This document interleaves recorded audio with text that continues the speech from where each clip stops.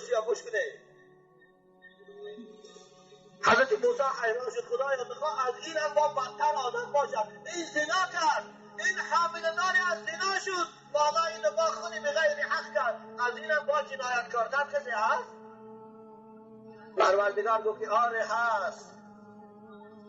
تارک الصلاة عمدا متعمدا.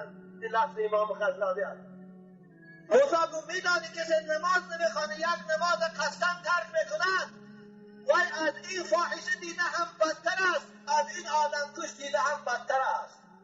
به نمازهای شرمنده شنیدی صدای سخنه شما را در طریق قبر مونه، والله روتان استقلا میکردن. حضرت عبدالله ابن مسعود قسم خوردن، والله قسم خوردن شما به نماز گفتن در قبر مونه، روش سوی قبله گرداده، بعد از لحظه